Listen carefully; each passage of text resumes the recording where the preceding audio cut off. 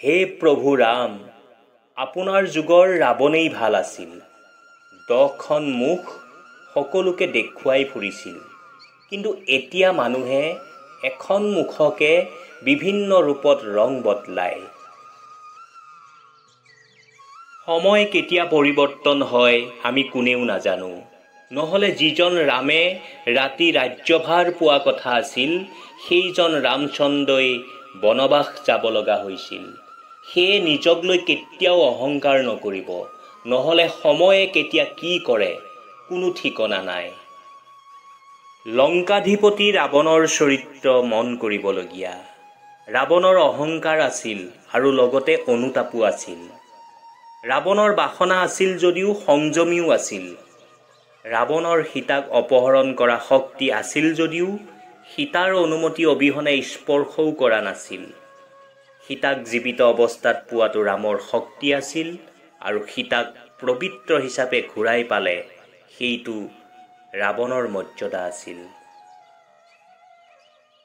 ভগৱান শ্ৰীকৃষ্ণই কৈছিল, যেতিয়া কলিযুগ আহিব, মানুহ মতলবী আৰু অহংকাৰী বেছি হৈ আহিব। প্ৰয়োজনত আপোনাৰ ভৰিত পৰিব আৰু প্ৰয়োজন নহলে অচিনাকি হৈ পৰিব। সঁচাকৈ এয়াই হৈ আছে। ৰাৱণৰ দুজন ভাই আছিল, যিকেইজনে ৰাৱণৰ কাৰণে জীৱন দিবলৈ সাজু আছিল, কিন্তু তেখেতৰ অহংকাৰৰ বাবে দুয়োটাকে হেৰুৱালে। সেয়ে কোৱা হয়, সম্বন্ধ এনেই নাভাঙে, সম্বন্ধ জেদ আৰু অহংকাৰৰ বাবে শেষ হয়। দশেহাৰাত জ্বলোৱা ৰাৱণে এটা কথাই সোধে, সঁচা কথা কোৱা, ইয়াত কোনোবা ৰাম থিয় হৈ আছেনে? অহংকাৰৰ কাৰণে তিনিওটা ধ্বংস হৈ গ'ল, ধন, বৈভৱ আৰু বংশ। যদি মানিব নিবিচাৰে, ৰাৱণ, কংস আৰু কৌৰৱৰ কথা মনত পেলাওক।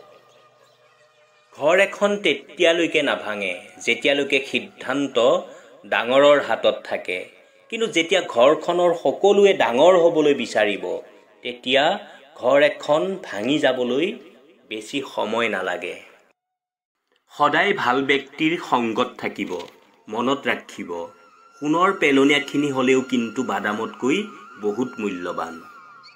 বিশ্বাস আৰু প্ৰেম একে সমান, কিয়নো দুয়োটাৰে এটাকো জোৰ জবৰদস্তি কৰি জন্মাব নোৱাৰি। উপদেশৰ হাজাৰটাৰ শব্দতকৈ অনুভৱৰ এটা টুকুৰেই মানুহক বহুত শক্তিশালী বনায়। পৰিশ্ৰম হ'ল সৌভাগ্যৰ মাতৃ, দিবলৈ দান আৰু ল'বলৈ জ্ঞান আৰু ত্যাগ কৰিবলৈ অভিমান সৰ্বশ্ৰেষ্ঠ। জীৱনত কিছুমান কষ্ট এনেকুৱাও থাকে যি আমাক জীয়াই থাকিবলৈ নিদিয়ে, আৰু কিছুমান দায়িত্ব এনেকুৱাও থাকে যিয়ে আমাক মৰিব নিদিয়ে। ধন গোটোৱা সহজ, কিন্তু সংস্কাৰ গোটাবলৈ কঠিন। ধন চুৰ কৰিব পাৰি, কিন্তু সংস্কাৰৰ কাৰণে সমৰ্পিত হ'ব লাগিব। অনুতাপে অতীত বদলাব নোৱাৰে আৰু চিন্তাই ভৱিষ্যত ৰঙীন কৰিব নোৱাৰে। সেয়ে বৰ্তমান আনন্দ লোৱাটোৱেই হ'ল জীৱনৰ প্ৰকৃত সুখ। মিছলীয়া ব্যক্তিৰ টান কথাই সৎ ব্যক্তিক মনে মনে ৰাখিব পাৰে, কিন্তু মনত ৰাখিব, সৎ ব্যক্তিৰ মৌনতাই কিন্তু মিছলীয়াৰ ব্যক্তিৰ অস্তিত্বকো কঁপাই দিয়ে। নিজৰ সপোন সদায় জীয়াই ৰাখিব। যদি আপোনাৰ সপোনৰ জুইকুৰা নুমাবলৈ ধৰিছে, তেতিয়া বুজিব আপুনি জীয়াই জীয়াই আত্মহত্যা কৰিবলৈ গৈ আছে। সেয়ে পুনৰ কৈছোঁ, নিজৰ সপোনৰ জুইকুৰা নুমাবলৈ নিদিব। অহংকাৰ কৰা বেমাৰটো মাদক দ্ৰব্যৰ দৰে, কাৰণ নিজক বাদ দি আন সকলোৱে ইয়াক গম পায়। জীৱনটো নিমখৰ দৰে হৈ গ'ল, মানুহে পৰিমাণ অনুসৰিহে ব্যৱহাৰ কৰা হ'ল।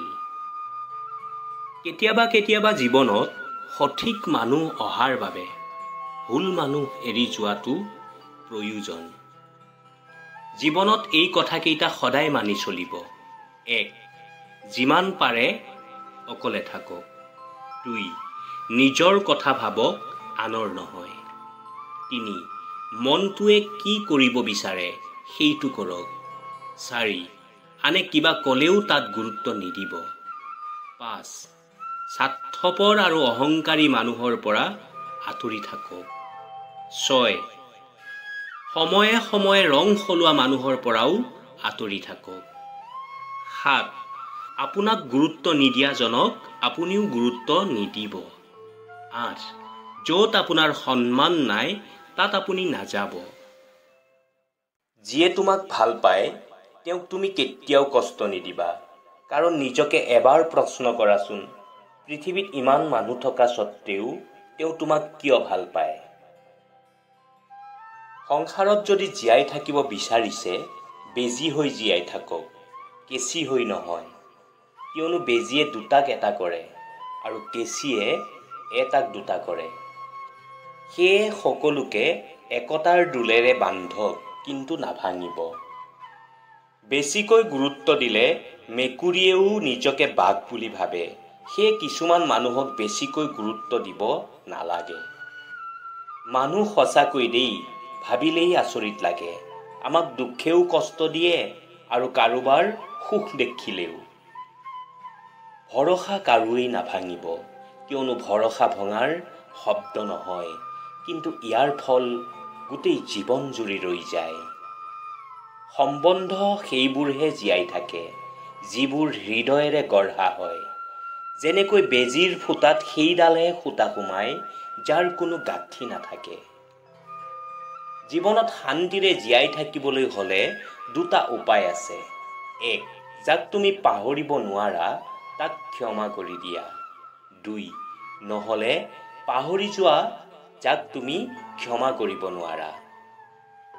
কাৰোবাক যদি আপোন কৰে হৃদয়েৰে কৰক, আৰু কাৰোবাক যদি খং কৰে কেৱল মুখেৰে কৰক, হৃদয়েৰে নহয়। নিজৰ লোকৰ বেয়া সময়ত ওচৰলৈ গৈ কওক, মই তোমাৰ লগত আছো, চিন্তা নকৰিবা। সেই সময়ত এই বাক্যকেইটা শব্দ নহয়, মহৌষধ হয়। মিলিজুলি থাকিব, এজনে আনজনৰ লগত দূৰত্ব বজাই নাথাকিব। ৰাৱণে মৃত্যুৰ সময়ত ৰামক এষাৰ ধুনীয়া কথা কৈছিল, মই তোমাতকৈ সকলো ফালৰ পৰাই ডাঙৰ, বয়স, বুদ্ধি, বল, ধন সম্পত্তি, আনকি মোৰ ৰাজ্যখনো তোমাৰ ৰাজ্যতকৈ ডাঙৰ, লংকাখনো সোণৰ। এই সকলো থকা স্বত্তেও মই হাৰি গলো। কিয় জানানে? কিয়নো তোমাৰ ভাই তোমাৰ লগত আছিল আৰু মোৰ ভাই মোৰ বিপক্ষে আছিল। এটা পাথৰ লওক, এটা জন্তুলৈ মাৰি দিয়ক, কি হ'ব? সি ভয় কৰি পলাব। আৰু আন এটা পাথৰ লওক, মৌমাখিৰ বাহত মাৰি দিয়ক, চাব মৌমাখিয়ে আপোনাৰ কি অৱস্থা কৰে। পাৰ্থক্য এটাই, পশুটো অকলে আছিল আৰু মৌমাখি লগ হৈ আছিল। সংগঠনত সদায় শক্তি থাকে। আমি যদি একগোট নহওঁ, না আমাৰ পৰিয়াল সলনি হ'ব, না সমাজ সলনি হ'ব, না দেশ বদলিব। সৰুতে পোৱা সাধুটো সদায় মনত ৰাখিব, এডাল খৰি যিকোনো এজনে ভাঙিব পাৰে, কিন্তু এবোজা খৰি ভাঙিব নোৱাৰে। সেয়ে সদায় পৰিয়ালৰ লগত একগোট হৈ থাকিব, কোনেও একো কৰিব নোৱাৰে। সফল ব্যক্তিয়ে নিজৰ সিদ্ধান্তত জগত বদলায়, আৰু অসফল ব্যক্তিসকলে সংসাৰৰ ভয়ত নিজৰ সিদ্ধান্ত বদলায়। যি মানুহৰ কাৰো ওপৰত আশা নাথাকে, সেই মানুহে অসাধ্য সাধন কৰিব পাৰে। জয় আৰু পৰাজয় নিজৰ ভাৱনাৰ ওপৰত নিৰ্ভৰ কৰে। মানিলে হাৰিবা, খামুচি ধৰিলে জয়ী হবাই। যেতিয়ালৈকে নিজে হাৰি নাযায় তেতিয়ালৈকে কোনেও আপোনাক হৰুৱাব নোৱাৰে। মানুহ তেতিয়াহে সফল হয় যেতিয়া নিজক বদলায়, সংসাৰখনক নহয়। পস্তাব নালাগে, এনেকুৱা কৰা যিয়ে তোমাক এৰি পস্তায়। ভাল দেখিবলৈ নহয়, ভাল বনিবলৈ জীয়াই থাকা। সদায় মনত ৰাখিবা, সন্মান খুজিলেই পোৱা নাযায়, উপাৰ্জন কৰিব লাগে। তোমাৰ জীৱনত যিমানেই ডাঙৰ ভুল নহওক কিয়, তোমাতকৈ ডাঙৰ কিন্তু কেতিয়াও নহয়। সেই ভুলৰ পৰিণাম দুখ নহয়, শিকা। তেতিয়া ভিতৰি ভিতৰি সবল হৈ যাবা। মনত ৰাখিবা, নিজৰ সমস্যাৰ কাৰণে কাকো বদনাম নকৰিবা। ভিতৰি ভিতৰি যি কামে মনক দুৰ্বল কৰে সেইটো কাম বেয়া কাম, আৰু ভিতৰি ভিতৰি যি কামে মনটো সবল কৰে সেইটো ভাল কাম। সদায় মনত ৰাখিবা, মৌনতা খঙতকৈ বহুত ক্ষমতাশালী। আনক দুখ আৰু কষ্ট দি কিছু লোক বহুত সুখী হয়, কিন্তু এইটো তিতা সত্য যে দুখ পোৱাজনে যদি দুখ সহ্য কৰিব পাৰে তেন্তে দুখ দিয়াজন মূল্যহীন হৈ যায়। ছোৱালীবোৰে ক'ব বিচাৰে মাক দেউতাকৰ দায়িত্ব যদি তেওঁলোকক দিয়া হয় তেন্তে দেশত বৃদ্ধাশ্ৰম নোহোৱা হ'ব। কিন্তু তাৰ ওপৰত নিৰ্ভৰ কৰিয়েই ক'ব বিচাৰিছোঁ, নিজৰ শাহু শহুৰক যদি মা দেউতা বুলি মানি লয়, দেশত কিয় গোটেই পৃথিৱীতে বৃদ্ধাশ্ৰম নোহোৱা হ'ব। ব্লাড বেংকেই এনেকুৱা এখন ঠাই য'ত general, OBC, ST, SC, Hindu, মুছলিম আদি জাত আৰু ধৰ্মৰ বিষয়ে কোনো নুসুধে। সেয়ে ক'ব বিচাৰিছোঁ, পৃথিৱীৰ সকলো মানৱতা যেন তাতেই লুকাই আছে। এই কথাটো সদায় মানি চলিব যে ভুল কৰাটো প্ৰকৃতি আৰু মানি লোৱাটো সংস্কৃতি, আৰু ভুল শুধৰণি কৰাটো আমাৰ প্ৰগতি। কি আচৰিত কথা নহয়নে? এটা আপেল সৰি পৰা দেখিয়েই নিউটনে মাধ্যাকৰ্ষণ শক্তি আৱিষ্কাৰ কৰিছিল। ইয়াত মানুহ সদায় পৰি আছে, কিন্তু কোনো মানৱতা বিচাৰি ল'ব পৰা নাই। প্ৰশ্ন যদি কিতাপত থাকে, উত্তৰো কিতাপতেই থাকিব। ঠিক তেনেকৈ সমস্যা যদি জীৱনত আছে, সমাধান জীৱনতেই থাকিব। বেমাৰ যদি শৰীৰত থাকে, চিকিৎসাও শৰীৰতে হ'ব। এইটো আপোনাৰ ওপৰত নিৰ্ভৰ কৰিব যে আপুনি কেনেদৰে মানি ল'ব। জীৱনৰ এটা চিধা কথা, নিজৰ হিচাপে জীয়াই থাকক, আনৰ মতে নহয়। কিয়নো মানুহে যিকোনো পৰিস্থিতিতে বদলি যাব পাৰে। অপমানৰ প্ৰতিশোধ কাজিয়া কৰি নহয়, সন্মুখৰ ব্যক্তিজনতকৈ সফল হৈহে লোৱা যায়। দেহৰ মৃত্যু হ'লে চবেই কান্দে, কিন্তু মনৰ মৃত্যু হ'লে অকলেই কান্দিব লগা হয়। স্বাৰ্থত গঢ়া সম্পৰ্ক কয়লাৰ দৰে, যেতিয়া গৰম হয় তেতিয়া হাত জ্বলায় আৰু ঠাণ্ডা হ'লে হাত ক'লা কৰে। জীৱনত কাকো সৰু বুলি নাভাবিব। শুদ্ধ ধূলিকণা ভৰিত লাগিলে একো নহয়, কিন্তু সেই ধূলিকণা চকুত পৰিলে বহুত কষ্ট হয়। ঠিক তেনেকৈ ক'ব পাৰি, দুবৰি বন মানুহৰ গছকত মৰে, কিন্তু সেই দুবৰি বনহে পূজাত লাগে। সেই সময়ত যিমানেই প্ৰকাণ্ড শাল চেগুন নহওক, কিন্তু মূল্যহীন। জীৱন আৰু সময়, পৃথিৱী দুটা সৰ্বোত্তম গুৰু। জীৱনে সময়ৰ সঠিক ব্যৱহাৰ কৰিবলৈ শিকায় আৰু সময়ে জীৱনৰ মূল্য দিবলৈ শিকায়। জীৱনত সংগী বুলিবলৈ দুটাই পাইছোঁ, এটা অপেক্ষা আৰু আনটো জীৱনে লৈ থকা পৰীক্ষা। সন্মান কৰিলে সন্মান কৰিম, ঘৃণা কৰিলে ঘৃণা কৰিম, অৱহেলা কৰিলে ময়ো অৱহেলাই কৰিম। এয়া মোৰ অহংকাৰ নহয়, এয়া হৈছে মোৰ নিজৰ প্ৰতি থকা সন্মান। জীৱনত কাৰো বাবে নাকান্দিবা, কিয়নো কাৰণ তুমি যাৰ বাবে কান্দিবা তেওঁ তোমাৰ চকুলো মচিবলৈ নাহে, কিন্তু যি তোমাৰ চকুলো মচিব তেওঁ তোমাক কান্দিবই নিদিয়ে। জীৱনত আপোনাক লৈ কোনোবাই জ্বলিছে নেকি? জ্বলিবলৈ দিয়ক। মনত ৰাখিব, সদায় জ্বলাবোৰেই ছাই হয়। সেইটো বস্তুৱেই হওক, মানুহেই হওক, নাইবা অহংকাৰ। সদায় মনত ৰাখিব, আটাইতকৈ মূল্যৱান হৈছে জ্ঞান, আটাইতকৈ শক্তিশালী অস্ত্ৰ হৈছে ধৈৰ্য, আটাইতকৈ ভাল ঔষধ হৈছে হাঁহি, আৰু আটাইতকৈ শ্ৰেষ্ঠ নিৰাপত্তা হৈছে বিশ্বাস। আপোন হ'লে সদায় দাপোনৰ দৰে হ'ব লাগে, দুখত দুখী হ'ব লাগে আৰু সুখত সুখী হ'ব লাগে। চাকি গছহে ফু মাৰি নুমুৱাব পাৰিব, ধূপডাল জানো পাৰিব? যি জ্বলে সি নিজেই নুমাই যায়, আৰু যি আমোল মোলায় ফু মাৰিলেও সি বিয়পিহে পৰে। এজন পুৰুষে তেতিয়াই কান্দে যেতিয়া নিজৰ জীৱনৰ কথা নাভাবি পৰিয়ালৰ কথা ভাবি কঠোৰ পৰিশ্ৰম কৰাৰ পাছতো তেওঁক কোনো নুবুজে।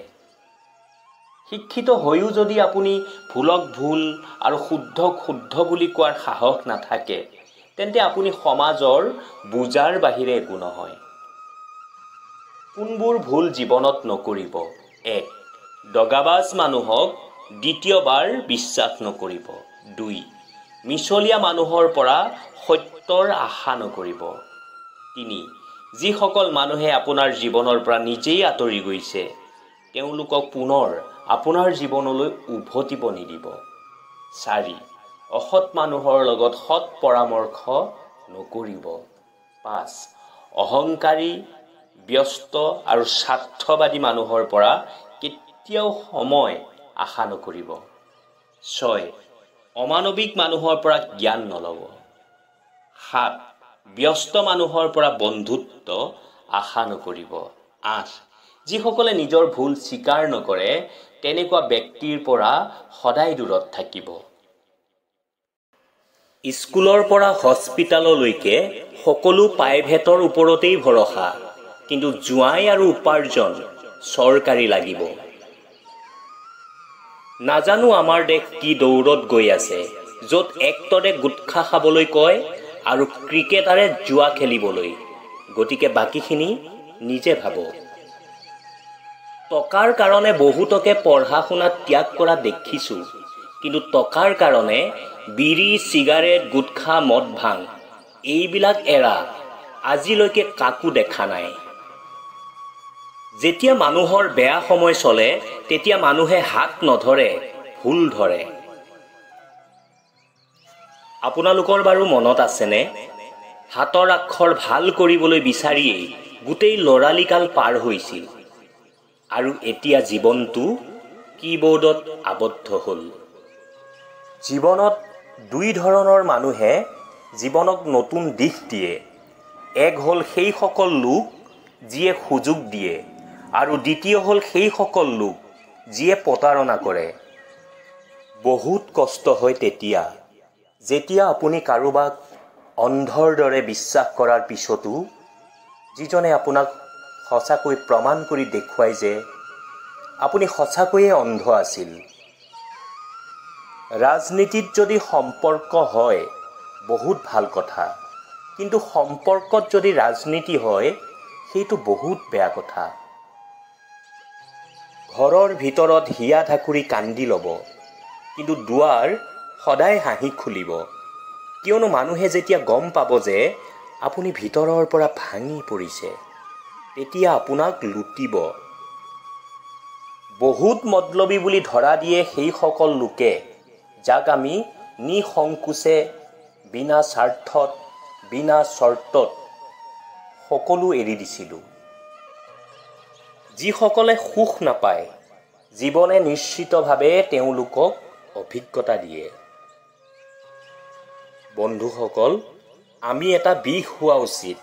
গোটেই পৃথিৱীখন মূৰৰ বিষ হ'বলৈ সদায় সাজু থাকে। পিঠি সদায় শক্তিশালী কৰি ৰাখিব, কিয়নো চাবাচি আৰু প্ৰতাৰণা সদায় পিছফালৰ পৰাই আহে। বহুত শক্তিশালী হৈ যায় সেইসকল মানুহ যি ভিতৰৰ পৰা ভাঙি পৰে। ভৰসা নাই নেকি মোৰ ওপৰত?